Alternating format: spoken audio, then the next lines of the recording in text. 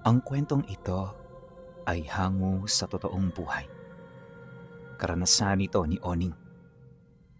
Taong 1949, Cabarogis, Quirino.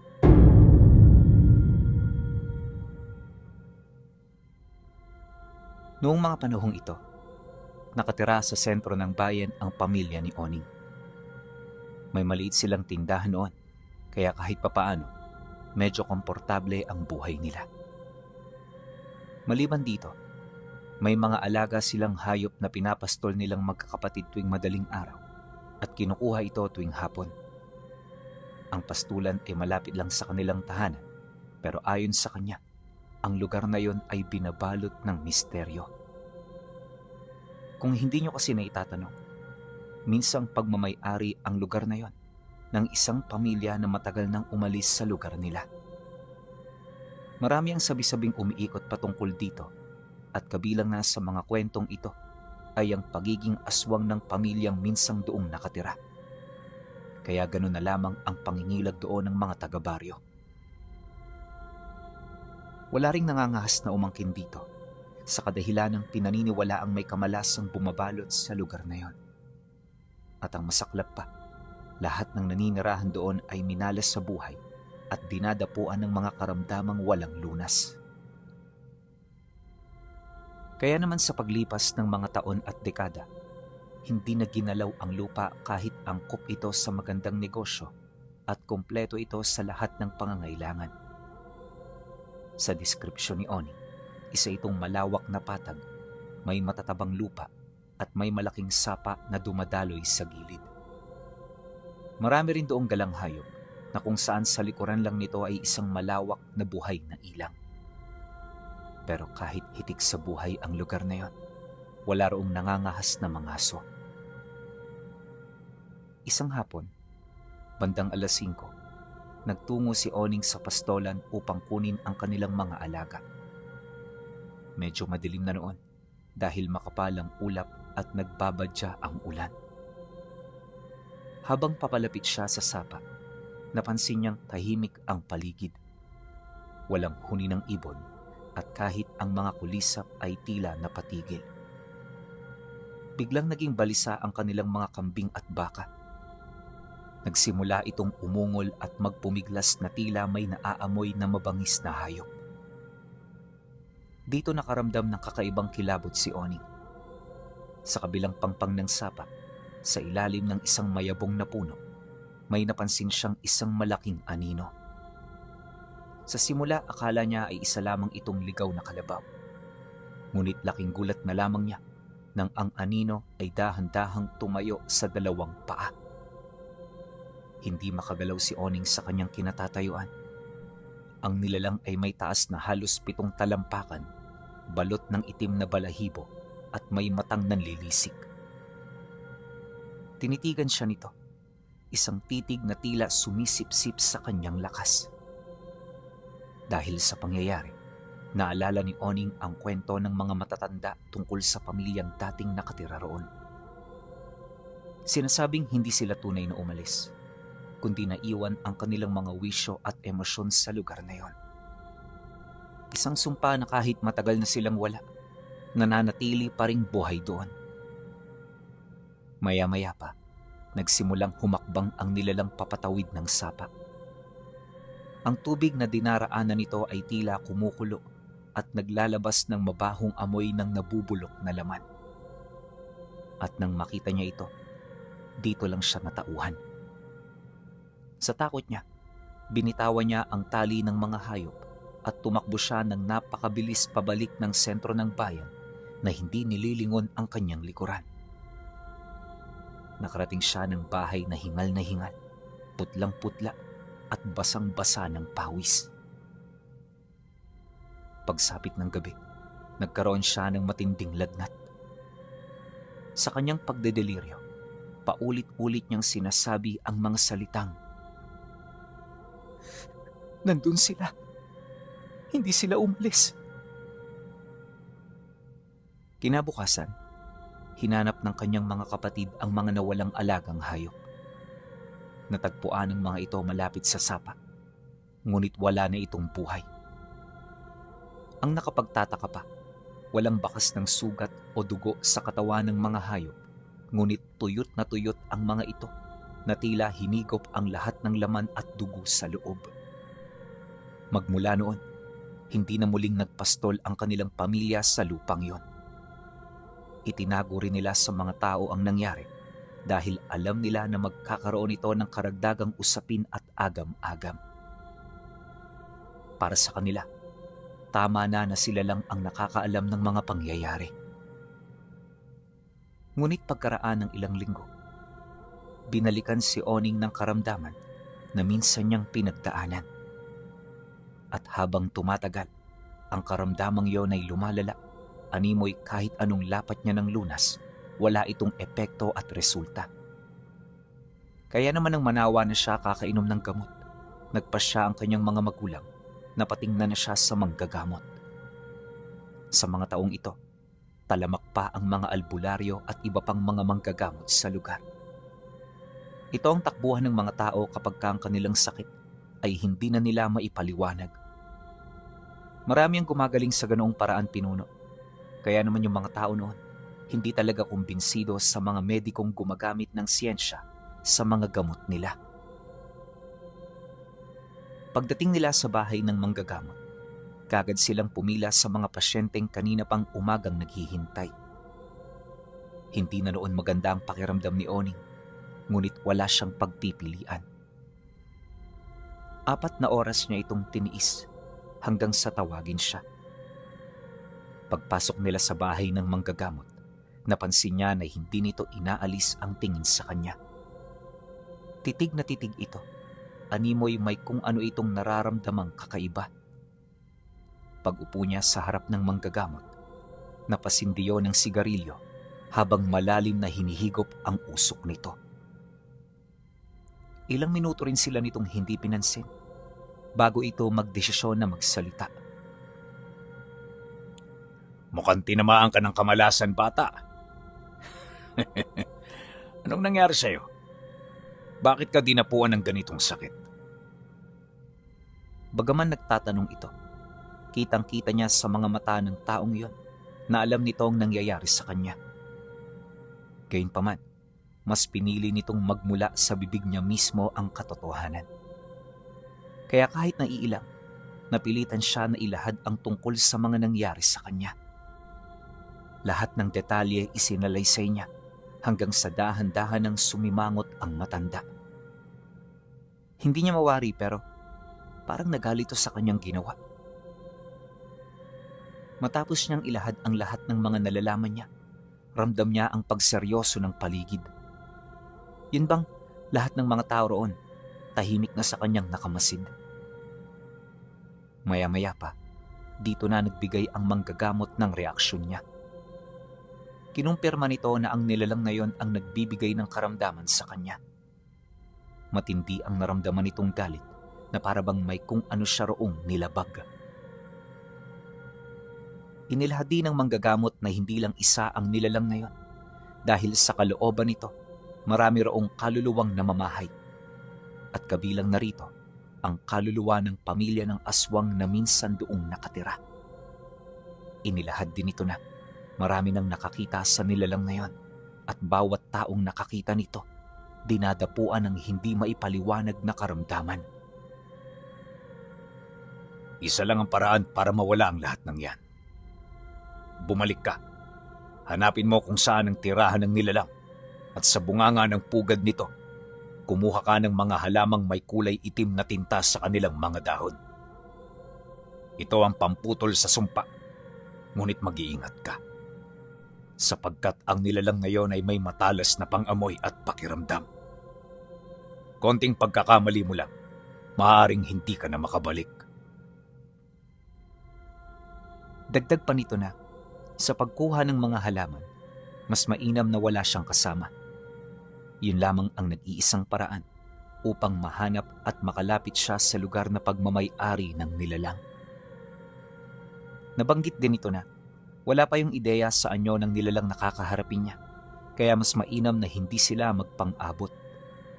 Iwasan niya ito dahil posible na marami itong kakayahan na hindi pa nila alam.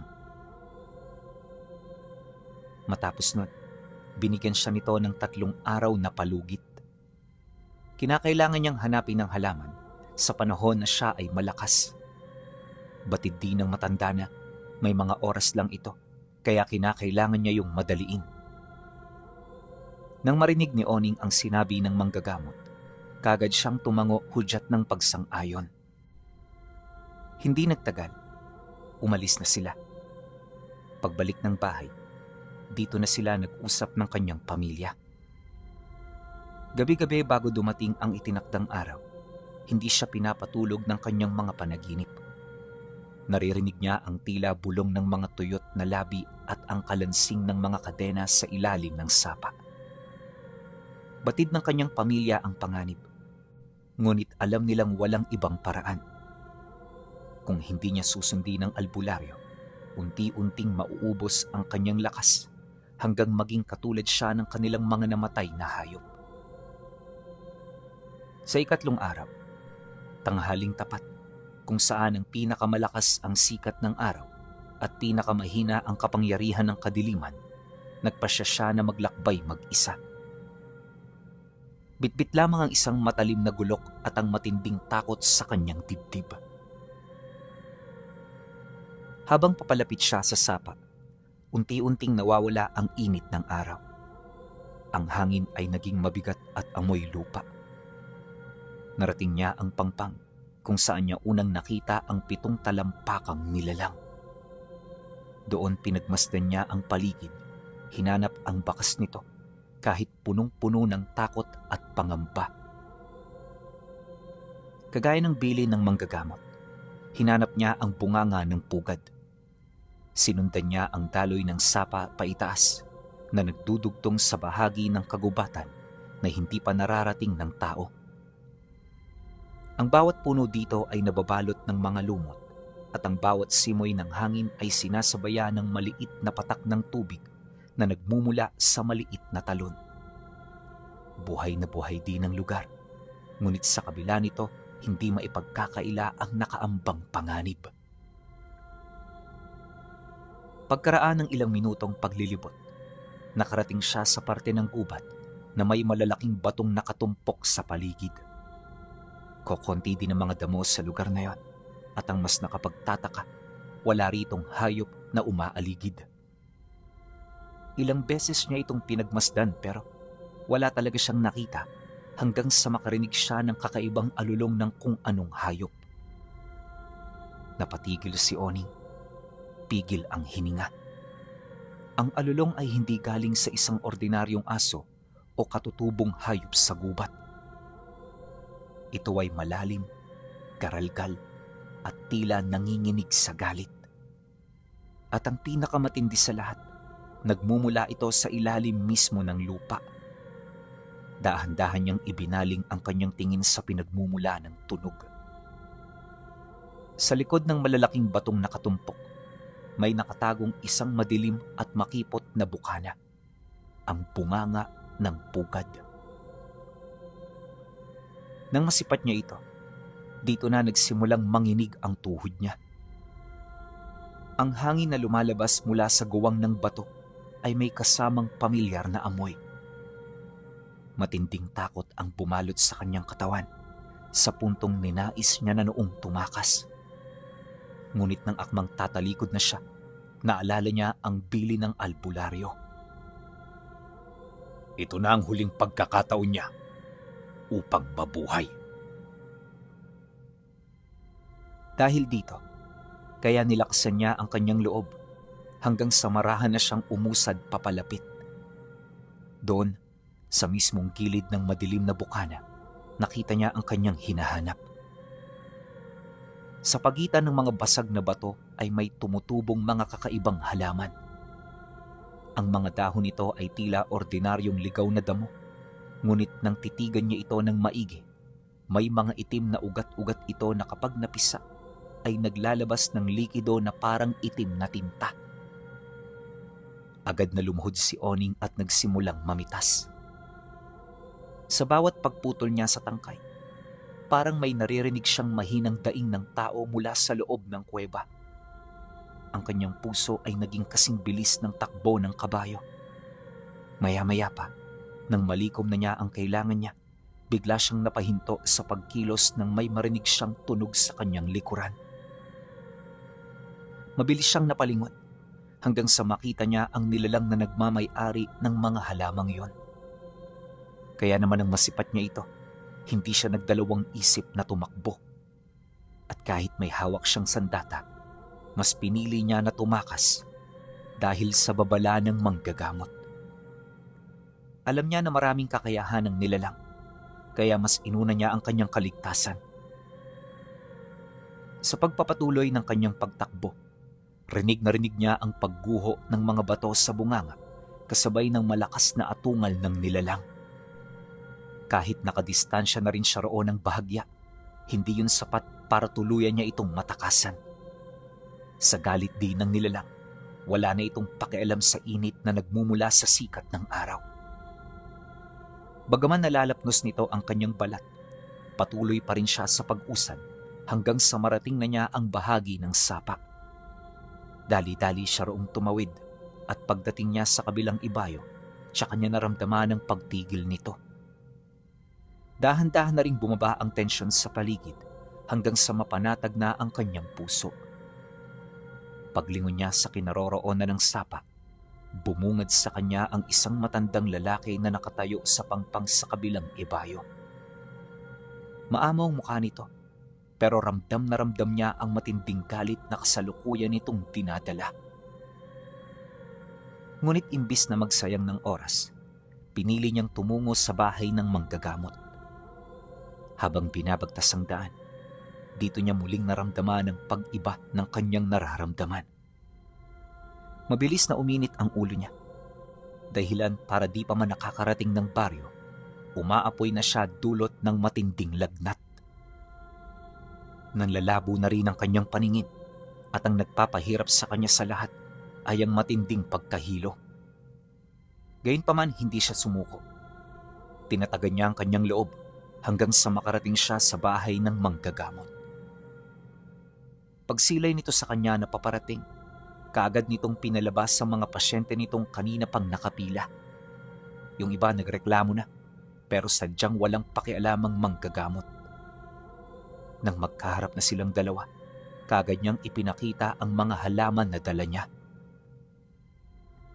May napapansin siyang kakaibang ekspresyon nito, pero dahil nga sa nahihirapan siya, pinili na lang niya yung ipagsawalang bahala. Sa 7 halaman na nakuha niya, 3 lang dito ang nagamit para sa kanyang karamdaman.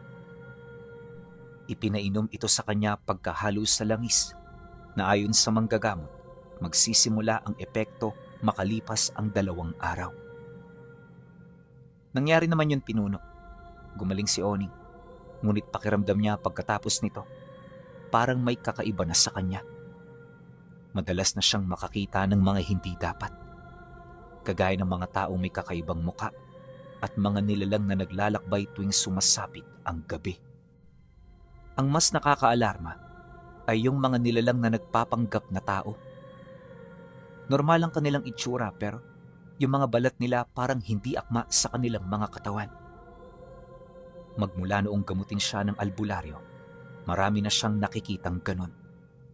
Batid din niya na hindi ito pangkaraniwan, pero di siya naglakas loob na kumonsulta sa manggagamot na kanilang nilapitan. Hindi niya mawari, pero parang may mali sa ginagawa nito. Di na rin niya yun ipinagsabi sa pag-aakalang wala itong problema.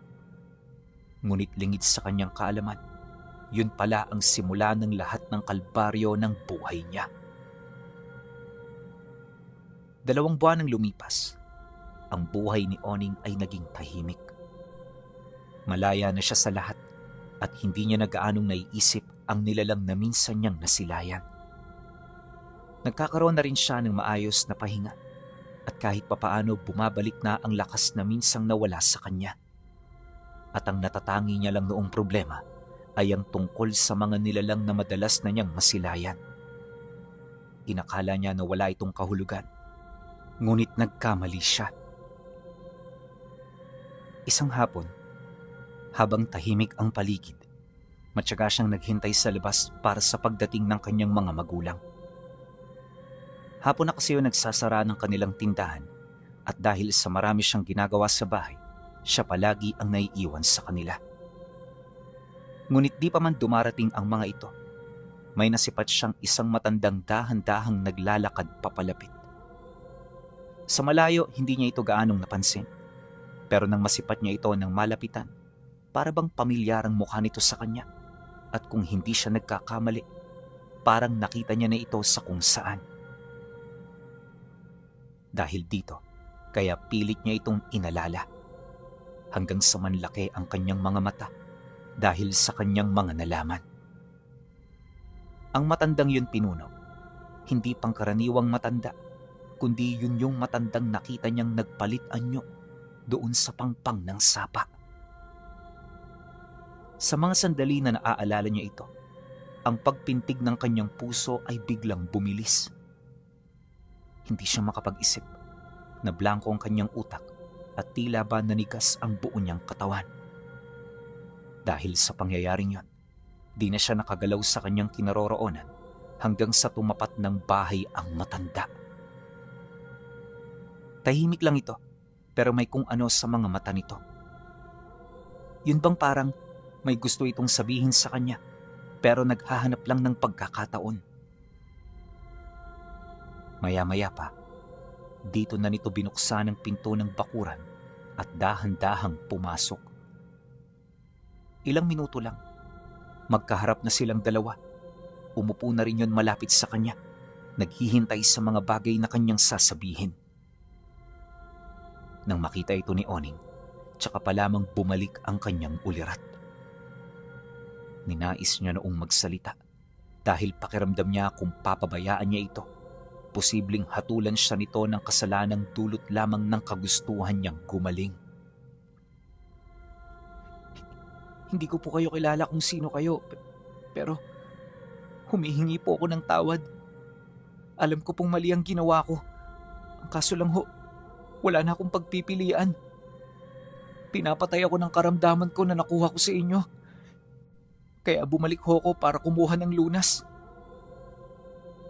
Nang marinig ito ng matanda, dito na kumunot ang noo nito. Tinitigan na rin siya nito ng mata sa mata, pagpapakita ng galit niya. Alam mo ba kung para saan ang mga halaman sa pintuan ng aking bahay? Ang mga yon ay may dalawang kagamitan. Pagpapagaling at pagpapaamo. Ako lang ang nagmamay-ari ng ganon. Kaya ako lang ang nakakaalam kung para saan ito. Pero kamakailan, may naramdaman akong gumagamit ng halaman na ako lang ang nakapagbibigay ng buhay. Galing ito sa lugar ninyo. Kaya sumagi sa isip ko na baka meron kang pinagbigyan nun. Sino ang binigyan mo ng halaman? Ilang piraso ang iyong kinuha roon? Dahil sa tanong ng matanda, mas lalo pang tumindi ang naramdamang takot ni Oning.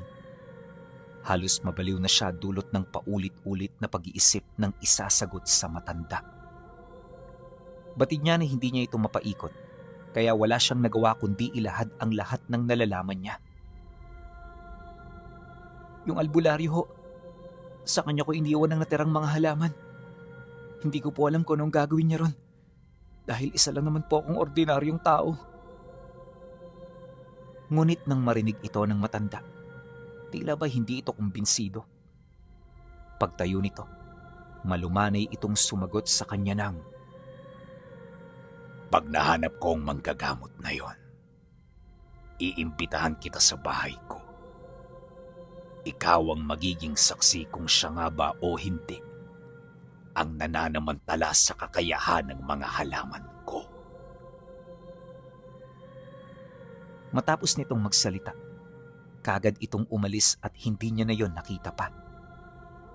Kalaunan, paglayo ng matanda, sakto naman ang pagdating ng kanyang mga magulang. Tuwang-tuwa ang mga ito dahil doble-doble ang benta nila noong araw na yon. Pero paglapit nito sa kanya, kagad itong napatahimik dahil sa kanyang muka. Hindi na halos kasi maipinta ang pagmumukha ni Oning dahil sa takot sa matanda na kanyang nakausap. Nang mapansin ito ng tatay niya, dali-dali siya nitong sinama patungo sa loob ng bahay. Doon nagkausap sila tungkol sa mga nangyari. Gusto niyang itago ang lahat ng karanasan niyang yon pinuno. Ngunit sa kasamaang palad, di niya yun nagawa. Mas nanaig ang takot sa kanyang katawan at mas nagmalabis siya na magkaroon ng karamay para kahit papaano'y maibsan ang takot niya sa nilalang. Nang marinig ng kanyang ama ang buong salaysay, tila ba nawalan ito ng lakas at napaupo sa silya. Ang katahimikan sa loob ng kanilang bahay ay naging kasing bigat ng hanging umiikot sa loob. Alam ng kanyang mga magulang na ang pakikipag-usap sa ganoong uri ng nilalang ay isang pahiwatig na nakatapak na ang isang paa niya sa hukay. Anak, kung totoong sinabi ng matanda na pampagaling at pampaamo ang halamang yan, bakit binago ng albularyo ang paningin mo? Bakit imbis na mapayapa ka, ay lalo kang nakakakita ng mga maligno? Doon palang nag-umpisa na magdugtong-dugtong ang mga hinala sa isip niya. Ang kakaibang ngiti ng albularyo noong una silang magkita, ang pagpapalayas nito sa ibang mga pasyente, at ang mabilis na pagkuha nito sa natitirang piraso ng halaman. Lahat ng iyon ay hindi pagmamalasakit. Ginamit siya ng albularyo bilang pain upang makuha ang mga natatanging halaman na matagal na nitong hinahangad. Kinabukasan, isang balita ang gumulantang sa buong baryo. Ang sikat na albularyo na dinarayo pa ng mga may sakit mula sa malalayong bayan ay natagpuang hindi na makapagsalita, paralisado at nakatitig lang sa kisame ng kanyang bahay.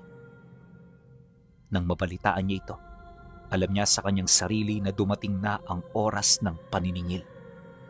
Kahit takot na takot, tila may kung anong lakas na humila sa kanya upang magtungo sa bahay ng manggagamot. Gusto niyang makita kung totoo ang banta ng matanda. Pagdating niya roon, wala nang mahabang pila ng mga pasyente. Pumasok siya sa loob at doon ay nadatnan niya ang albularyo na nakaratay sa kawayang higaan. Ang mga mata nito ay nanlilisik sa takot at hindi ito makagalaw ng kahit isang daliri man lang. Sa tabi ng higaan ay may isang basag na baso na naglalaman ng itim na likido. Ang katas ng mga halamang kinuha nito sa kanya. Nang akmang hahawakan niya na ito, laking gulat na lamang niya nang biglang umungol ang albularyo habang pilit nitong ginagalaw ang kanyang katawan. Ang sumpang ito, hindi ako papayag na ito ang pipigil sa mga pangarap ko. Pagkasambit nito ng mga katagang yun, dahan-dahan na itong umusog patungo sa lugar kung saan siya naroon. At nang makalapit na ito sa basag na baso, kaagad nitong dinilaan ang dagta bago tuluyang bumula ang bibig nito kasabay ng abnormal nitong pangingisay. Kaya nang mapansin nito ng mga taong nagbabantay, kaagad nitong dinumog ang albularyo. Sapilitan siya nitong pinalabas, lalo pat wala naman siya ritong maitutulong. Pagdating niya sa bakuran, tahimik lang siyang nakatitig sa tahanan. Wala siyang reaksyon, pero paulit-ulit na sinasabi ng kanyang isipan, ano ang nangyari sa manggagamot na yon? Sigurado siya na hindi ito dahil sa karamdaman, bagkus may mas malalim pa itong dahilan. At kung hindi siya nagkakamali, posibleng may masama itong binabalak. Gayunpaman, dahil sa bata pa at musmus pa ang kanyang pag-iisip, minabuti na lamang niya na ito ay hayaan. 2 araw ang lumipas, may mga manggagamot nang pumunta sa bahay nito. Sabi-sabi ng mga tao na ang mga manggagamot na yon ay dating kaibigan ng albularyo. Pumunta ito para tumulong at para alamin kung ano ang pinagmumula ng kanyang karamdaman. Nagbabalak din ng mga ito na sugurin ang lugar na pinaniniwalaan nilang pinanggagalingan ng sumpa ng kanilang kaibigan. Ngunit sa halip na ang mga ito'y pigilan, tila bang mas inuudyukan pa ito ng matanda na pumunta roon. Kaya nang malaman ito ni Oning, kagad siyang kumilos. Aminado siya na natatakot siya, pero gusto niyang malaman kung ano ang gagawin ng mga ito. Malakas ang kanyang kutob na tutungo ito sa ilang para kumprontahin ang nilalang na namamahay dito. Dahil sa ganun niyang kaisipan, kung kaya't pasimple niyang pinagmasdan ng tahanan. Nagtagal ito ng mahigit 1 linggo na kung saan mabilis nang lumalala ang kalagayan ng manggagamot. Bali-balita rin na nawawala na ito sa kanyang sarili at takot na yon sa liwanag na nagmumula sa araw. Naging malansa na rin ang paligid ng bahay at yung mga kamag-anak nito napilitan ng lumikas na parabang tinalikuran na nila ito. Ang buong akala ng marami, isang pangkaraniwang kaganapan lang ang nangyayari. Pero lingid sa kanilang kaalaman, nagsisimula na palang magbago ng anyo ang albularyo. Pero kahit tinalikuran na ito ng kanyang mga karga, nanatili sa tabi niya ang 6 na manggagamot. Kahit wala ng pag-asa, positibo pa rin ang pananaw ng mga ito. Naniniwala sila na makakaligtas pa rin sa ganoong kalagayan ang kanilang kaibigan. Pero nung silipin ito ni Oning, napagtanto niya ang katotohanan. Hindi na ito makakaligtas dahil ang anyo nito ay nilamo na ang buo nitong pagkatao. Ayon sa kanya, sa siwang lang niya ito nakita, pero yung anyo ng taong yon hindi na maalis sa isipan niya. Paglalarawan niya roon, wala na itong buhok sa ulo, butot balat na, at higit sa lahat napakaputla na nito. Para na itong bangkay na humihinga. Buhay na manok na rin ang pinapakain ng mga kasama nito nang sa hindi malamang dahilan. Dagdag pa ni Oning, na tuwing 5:00 lang ng hapon niya ito nakikita. Yon ang oras ng pagbukas ng bintana ng silid kung saan ito nagpapahinga. Pagkatapos ng mahaba-habang pagtulong ng mga kaibigan nitong manggagamot, nagdesisyon ng mga ito na lumuwas sa ilang pagtungtong ng araw ng linggo. Naniniwala sila na banal na araw, mahina ang nilalang nasisilahin nila. Pero hindi nila alam, hindi naaapektuhan ng kahit na anong pangontra ang matanda. Wala silang kaide-ideya na hindi lang iisang tao ang nasa loob ng katawan nito. At ang pinakamasaklap sa lahat, hindi nila alam na ito ay isang napakalakas na gabunan. Pagsapit ng 12:00 ng tanghali nung linggong yon, nagsimulang lumakad ang 6 na manggagamot. Bitbit nila ang iba't ibang uri ng pangontra, kagaya ng mga banal na langis, krus, tanso, at mga tuyong ugat na pinaniniwalaan nilang makapagpapasuko sa kahit na anong masamang espiritu o nilalang. Tahimik silang sinundan ni Oning mula sa malayo, nagtatago sa likod ng mga mayayabong na halaman. Kabado siya dahil minsan niya na itong nakita at alam niya kung ano ang kaya nitong gawin. Habang papalapit sila sa sapa, napansin ng 6 na manggagamot na biglang nagbago ang ihip ng hangin. Kahit tanghaling tapat, ang init ng araw ay tila hindi tumatagos sa masukal na bahagi ng kagubatan. Nagsimulang manginig ang hawak nilang langis na nakalagay sa maliit na bote. Pinagmasdan nila ito ng maigi dahil alam nila na yon ang senyales na may mga nilalang na nagmamasid sa kanila. Ngunit pagdating nila ng sapa, wala namang nangyaring kakaiba. Ang nakapagtataka lang, yung tubig sa sapang yon ay para ng kumukulo. Umaalingasaw mula sa ilalim nito ang isang kakaibang amoy na may hahalin tulad mo sa putik na nanggagaling sa tangkalan ng baboy. Hindi nagtagal. Hindi pa man sila nakakatawid. Nakita nila ang matandang lalaki na nakatayo sa kabilang pangpang. Pero sa halip na magsalita, kaswal lang itong tumalikod matapos nitong makita ang kanyang mga bisita. Paglaho nito sa paningin ng 6, tsaka naman ito nagkukumahog na tumawid.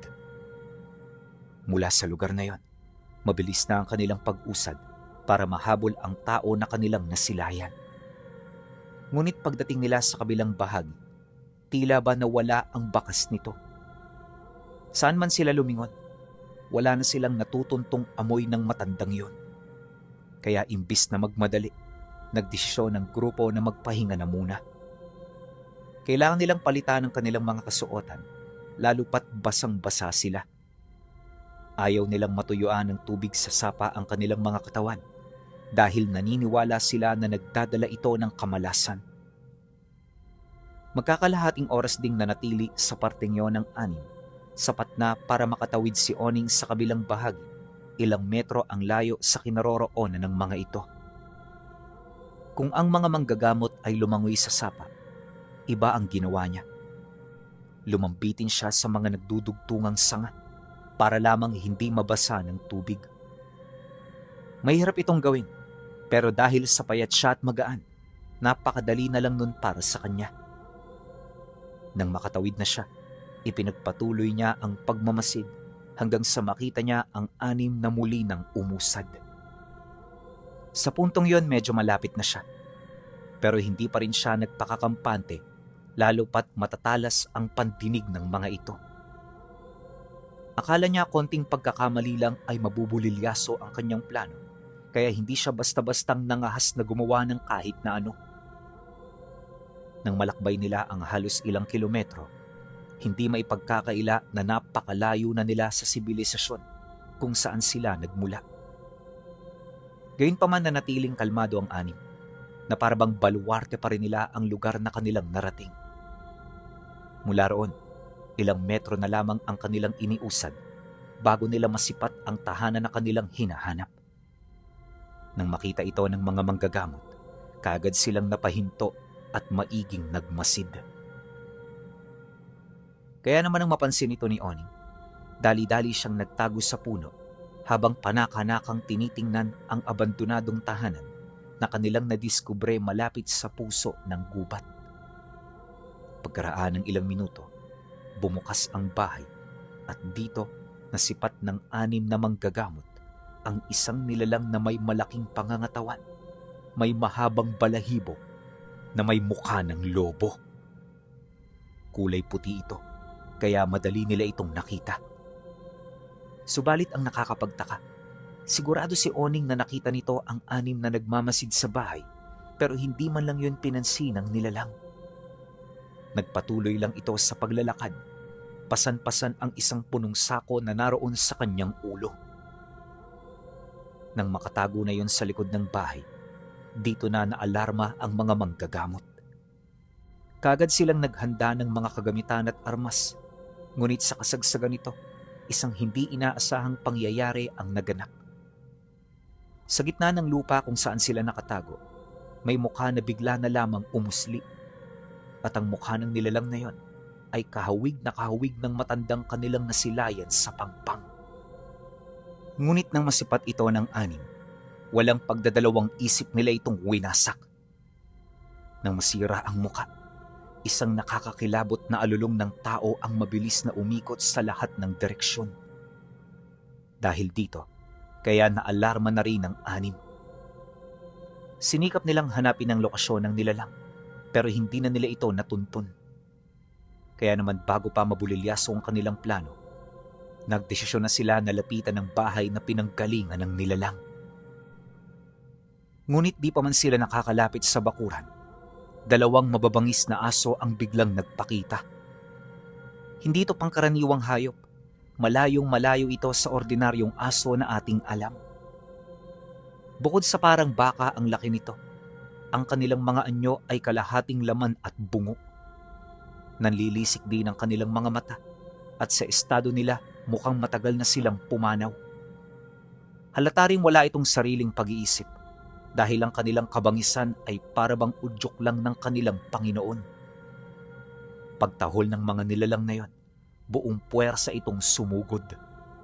Mabilis nitong dinakwit ang mga manggagamot na kanilang naabutan at sa oras na malapa nila ito, kaagad nila itong pinuputulan ng paa at braso. Hindi nila yun pinapatay, indikasyon na meron pa silang kailangan dito. Sa kasagsaga ng labanan, tahimik lang namang nagmamasid si Oning. Kung siya lang ang masusunod, gusto niya nang umalis noong mismong sandaling yon, pero hindi niya alam kung papaano. Bukod sa nangingibabaw ang takot sa katawan niya, di rin niya maipagkakaila na naliligaw na siya. Kaya sa kakamasid niya sa likod, hindi niya namalayan ang matanda na kanina pang nakaupo sa tabi niya. At bakit nagmamadali kang umuwi? Kumalma ka lang, bata. Mahaba pa ang oras mo. Halika, samahan mo ko. Sabay nating pagmasdan ang nakakatuwang sitwasyon ng mga lapastangang tayong ito.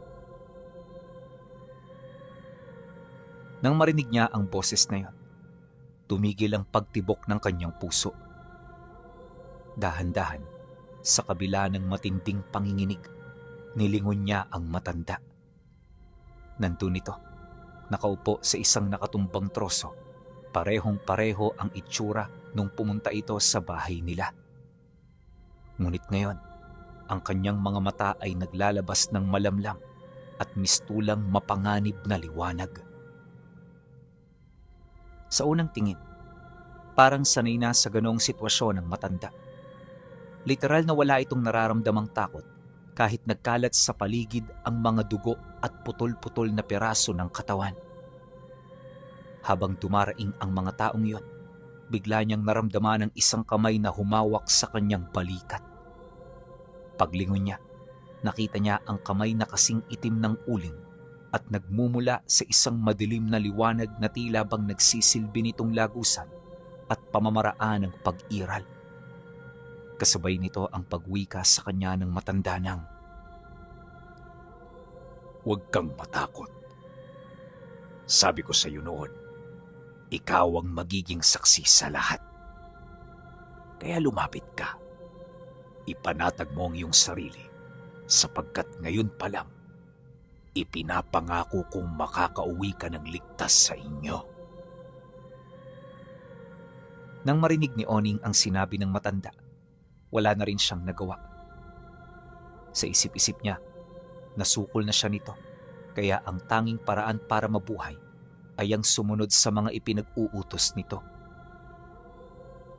Paglapit niya sa kinaroroonan ng matanda, dito niya nakita ang alaga nito na walang awang kinakaladkad gamit ang kanilang pangil, ang kalunos-lunos na katawan ng 6 na albularyo. Sa bawat paghila nito, dumadaing ito ng matinding sakit hanggang sa unti-unti na nilang nararamdaman ng matinding pamamanhid ng kanilang mga katawan.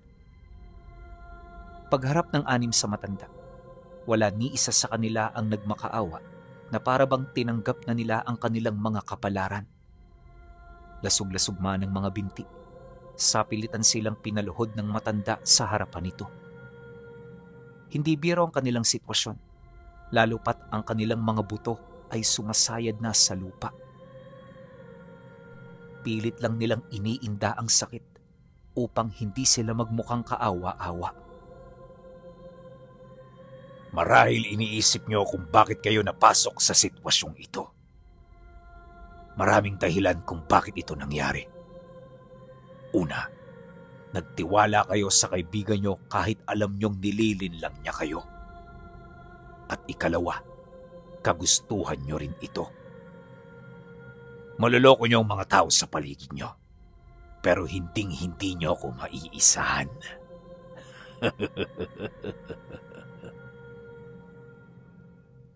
Gusto niyo bang malaman kung ano ang pisa ng aking mga halaman na ninakaw ng inyong kaibigan? Pakikitaan ko kayo. Pagkasambit ng matanda ng mga katagang yon, kagad itong tumalikod. Mabilis itong naglakad patungo sa bunganga ng pugad at pagbalik nito, hawak-hawak na nito ang 3 piraso ng halaman na kung titingnan ay isa lamang pangkaraniwan. Ngunit nang simula niya itong dikdikin, dito na lumabas ang katas na may kaakibat na bango na may hahalin tulad sa mamahaling pabango. Basta nung naamoy niya ito, hindi niya talaga sukat akalain ang panganib na dala nito. Pero nung madurog na ito ng matanda, dito na tuluyang nagbago ang lahat. Ang mabangong amoy ay nagsimulang bumaho, kasabay ng pagkulo ng langis kung saan ito inihalo. Paglagay dito ng matanda na iilang mga pulang bato, may malakas na hiyaw na biglang lumabas dito. At ang hiyaw na yon ay nagdulot ng pansamantalang pagkabingi ng tenga niya. Maya-maya pa, paglaho ng hiyaw sa hangin, nakita niya itong dahan-dahan ng lumalapit sa anim. Akala niya nung una, ipapainom nito ang likido. Ngunit paglapit doon ng matanda, ginamit niya lang ito upang makapaglikha ng isang natatanging simbolo sa noo. At ang simbolong yun pinuno, mabilis na kumapit at bumaon sa ilalim ng balat. Ilang segundo lang, ang mga antingerong yon ay nagsimulang magdusa dulot ng matinding sakit. Para sila noong pinapaso ng buhay, sa puntong hindi na nila alam ang gagawin maliban sa pagsigaw. Nagtagal ito ng kalahating oras bago tuluyang nawasak ang kanilang mga lalamunan. At sa puntong paus na sila, dito na nagsimulang lumabas ang mga itim na pawis sa kanilang mga katawan. Ang ungol ay napalitan ng hiyaw, habang ang kanilang katawan ay dahan-dahang binabago ng simbolong itinatak sa kanila. Sa isang kurap lamang, nagbalat ang kanilang mga katawan. Para sila noong mga uod na dahan-dahang nagpapalit ng anyo. Ang tanging pinagkaiba lang, habang nangyayari ito, kasuklam-suklam na amoy ang kumalat sa lugar. Nagsimula na ring lumabas ang iba't ibang uri ng insekto sa kanilang mga katawan, habang sila'y dumaraing na parang mamamatay. Maya-maya pa, isang nakakabinging hiyaw ang kanilang pinakawalan bago tuluyang tumahimik ang buong paligid. Nang maging mapayapa na ang lugar, pansamantalang binalot ng libu-libong mga insekto ang kinaroroonan ng mga ito, hanggang sa unti-unti na niyang makita ang bagong anyo na taglay ng mga albularyo. Paglalarawan niya sa mga bagong nilalang, parang mga sa insektong mukha ng mga ito. Maraming kaliskis ang kanilang mga balat, at higit sa lahat, taglay nila ang katangian ng mga hayop na likas na mababangis sa gubat. Kasuklam-suklam din ang kanilang mga amoy, at parang hindi sila maubos-ubusan ng laway. Matapos niya yung masilayan, labis ang pagkabahala na kanyang naramdaman. Alam niya sa kanyang sarili na hindi yon mga pangkaraniwang tao, at kung hindi siya nagkakamali, mga demonyo itong nilikha mismo ng halaman ng matanda. Pagkatapos nito, tumingin sa kanya ang matandang nagmamay-ari sa mga halaman. Ang nakikita mo ngayon ay ang bunga ng halamang kinuha mo. Hindi ito mga pangkaraniwang halaman na basta lang tumutubo, iho. Nagkakaroon ito ng buhay dahil sa mahikang kumakalat sa lupa kung saan ako namamahay. Sa pamamagitan ng aking enerhiya, nakapaglilikha ako ng mga bagay na mapangwasak. At ang mga yan, ang bunga ng produkto ng lahat ng aking pinaghirapan. Ilang siglo na ang nakakaraan. Bahala ka na kung anong itawag mo sa kanila. Pero isa lang ang masasabi ko sa iyo. Ang mga yan ay walang kauhawan pagdating sa dugo ng mga buhay. Susunod din sila sa utos ng naglikha sa kanila. At sa madaling salita, sila'y walang mga pinagkaiba sa alipin. Nang marinig ni Oning ang mga katagang yon, ang kanyang takot ay nagsimulang mabuo. Hindi niya sukat maisip kung ano ang ginawa ng manggagamot sa halamang nakuha nito. At base sa pahayag ng matanda, mukhang hindi ito gagamitin para sa panggagamot, kundi para sa pagbuhay ng mga nilalang ng kaliwa. Ilang minuto pa ang lumipas, pinaalis ng matanda ang mga nilalang. Paglayo nito, kaagad silang tumungo sa pangpang upang mapag-usapan ang mga susunod nilang gagawin. Habang naglalakad, dito niya nalaman na hindi lang iisang kaluluwa ang nasa kalooban ng matanda. Binubuo ito ng isang pamilya, ang pamilya na dating nagmamay-ari ng lupang yon.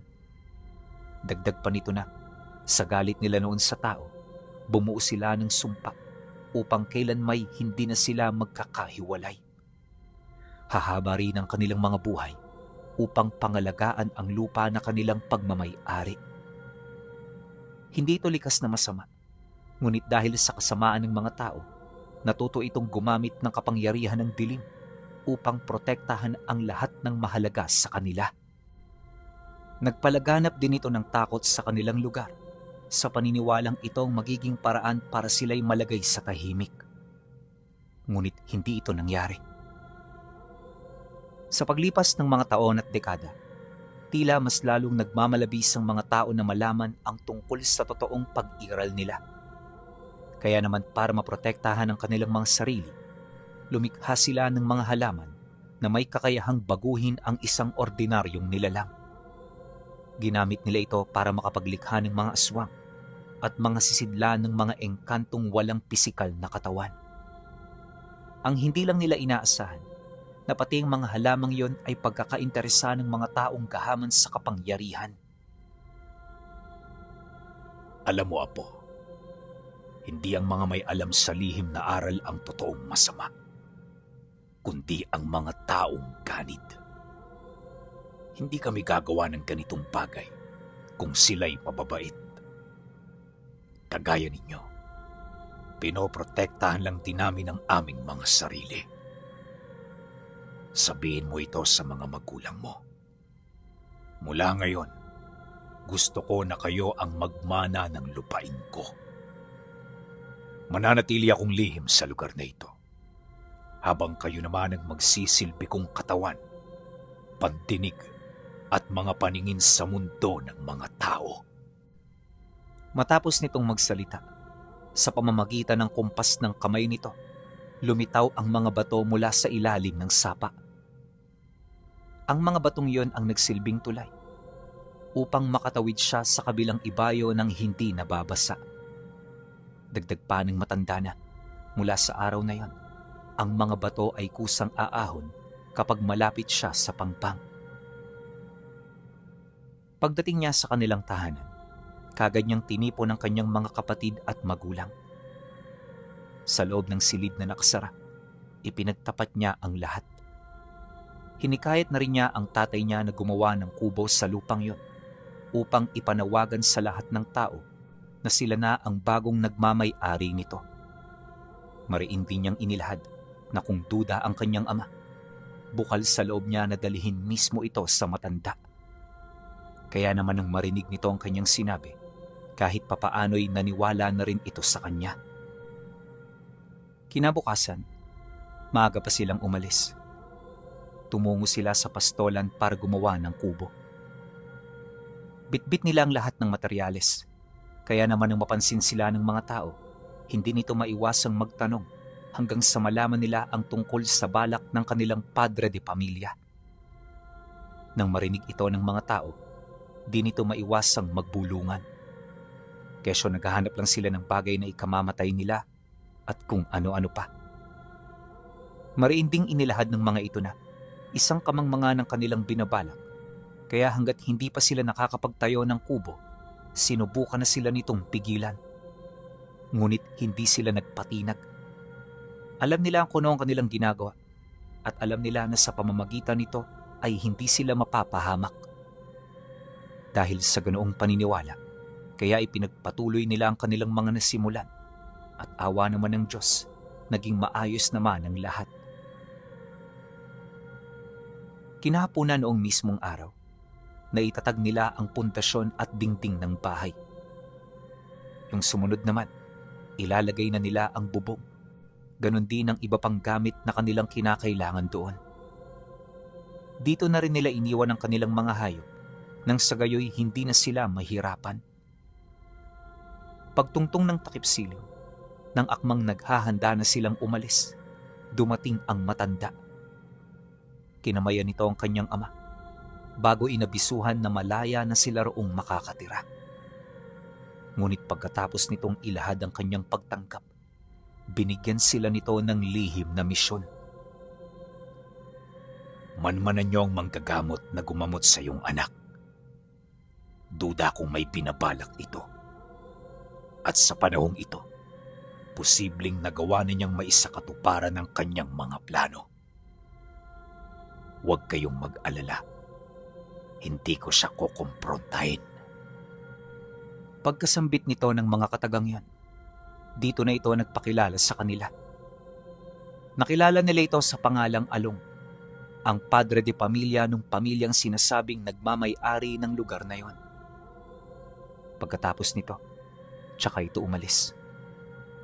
Silang mag-anak naman, nagpatuloy na rin sa paglalakad hanggang sa makabalik na sila ng bahay. Inakala nila na walang mangyayaring masama sa kanila, pero ang hindi nila alam, doon na magsisimula ang kanilang kalbaryo. Pagsapit ng gabi ng araw na yon, habang tahimik ang paligid, isang nakakatulig na ingay ang gumambala sa kanilang pahinga. Wala silang ideya kung saan ito nagmumula, ngunit malakas ang kutob nila na hindi ito pangkaraniwan. Kaya naman walang ano-ano, kaagad silang sumilip sa labas ng bahay at dito nila nakita sa bubong ng kanilang kapitbahay ang malalapad na pakpak ng kung anong nilalang. Para itong kabug pinuno na may makapal na balahibo at mahabang mga kuko. Naglalabas din ito ng kakaibang ungol habang maigi nitong pinagmamasdan ang buong paligid. Nang makita niya ang akto ng nilalang na yon, halos hindi siya mapakali.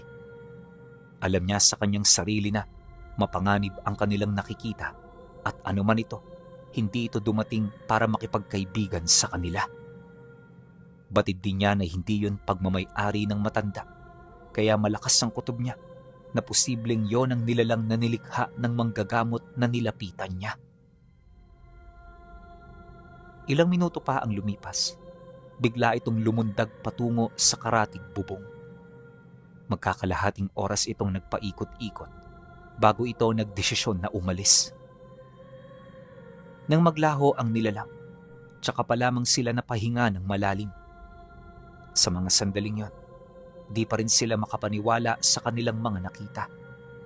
Pakiramdam nila, isang bangungot lang ang nilalang na kanilang nasilayan, ngunit sadyang hindi maipagkakaila ng kanilang mga mata na ito ay totoo. Dumaan ang mga araw at ang kanilang baryo ay binalot ng mga kakaibang pangyayari. Unti-unting naging maugong ang balita ukol sa pagkawala ng mga bata gabi-gabi. Wala itong iniiwang bakas, maliban na lamang sa itim na likido na matatagpuan sa kanilang mga higaan. Labis itong ipinagtataka ng pamilya, gawa ng yung likidong yon. Napakabaho. Hindi nila maatim ang amoy nito, kahit maliit na patak lang ang naiiwan. Dahil dito kaya nagsimula ng maghinala ang mga tao. Sabi ng iba, aswang ang nangunguha ng bata, habang yung iba naman, naniniwala na mga pangkaraniwang tao lang ito na nangdudukot para ibenta sa ibang lugar. Kaya naman nang marinig ni Oning ang tungkol dito, kagad niya yung ipinagbigay alam sa matanda. Nang marinig naman ito ang kanyang sinabi, hindi na yon nag-aksaya ng oras. Sa punto kasing yon, alam na ng matanda na nakuha na ng manggagamot ang paraan sa paggawa ng aliping nilalang. Dahil dito, kung kaya't sa kauna-unahang pagkakataon, nagdesisyon ito na lisanin ang lugar kung saan ay matagal na panahon na itong namumugaran. Batid nito na magdudulot ito ng matinding epekto sa kanyang katawan, ngunit hindi niya na yon inisip pa. Oning, 3 araw lang ang pananatili ko sa lugar ninyo. Bago tayo pumunta ron, kailangan maituro mo na sa akin ang tahanan ng albularyo. Marami tayong gagawing paghahanda, kaya abisuhan mo mga magulang mo pagdating natin sa inyo. Magpapanggap din kayo na kadugo ko, kaya himukin mo ang mga kapitbahay nyo pagkadating natin doon. Nang mailahad yon ng matanda, di siya nagdalawang isip. At nang magkasundo na sila, Dali-dali na silang naglakad pabalik. Kinagabihan nagkaroon ng lihim na pagpupulong ang kanilang pamilya. Dito inilahad nila ang lahat ng nalalaman nila patungkol sa manggagamot. Gumawa na rin sila ng mapa upang maging klaro sa matanda ang lahat. At nung naisakatuparan na nila ito, tsaka na nila sinimula ng seryosong pag-uusap.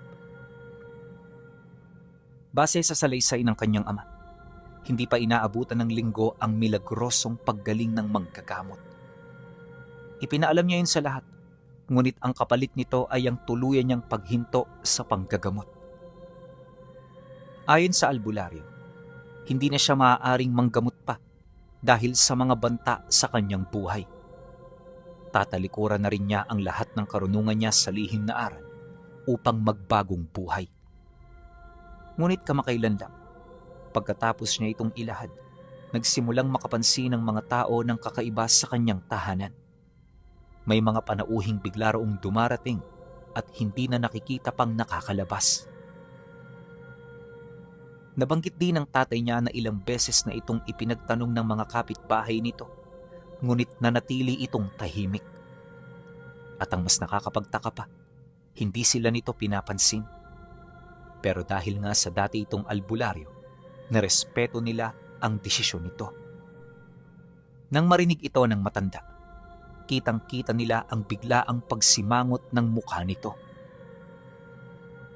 Hindi totoong tumigil na ang tampalasang yon. Kaya ayaw na niyang manggamot. Dahil alam niya na tinalikuran na siya ng lahat ng kanyang karga. Ibig sabihin wala na siyang kapasidad. Pero ang kapalit nito ay ang pagkakaroon niya ng mas mataas na antas ng karunungan. Maaaring yung mga taong pumapasok doon ay hindi talaga mga tao. Posibleng aswang ito na kanyang nagayuma para sumunod sa pagnanais niya. May tsansa din na ang mga taong iyon ang gumagambala sa lugar na ito. Mukhang nauubusan na tayo ng panahon. Pagkasambit nito ng matanda, kaagad nitong pinag-aralan ng mapa.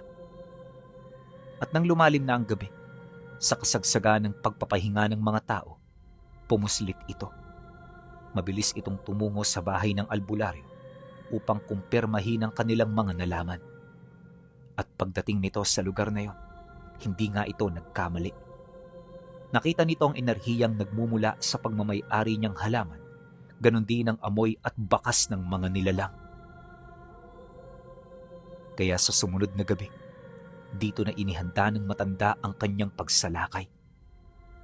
Gusto itong samahan ng kanyang ama, ngunit ayon sa matanda ay masyado itong mapanganib.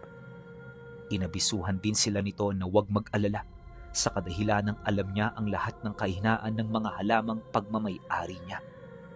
Sisiguraduhin din niyang malilipol niya ang mga ito bago sumapit ang ikatlong umaga.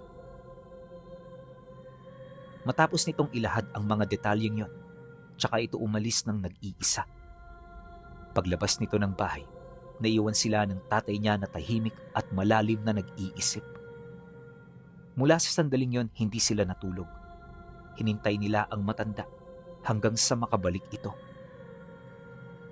Kinakabahan man, pinili nila roong magtiwala. Ilang oras ang lumipas, ang baryo ay nanatiling balot sa katahimikan. Dahil dito kaya mayat maya na ang pagdungaw nila sa labas. Ang kaso lang wala silang makita.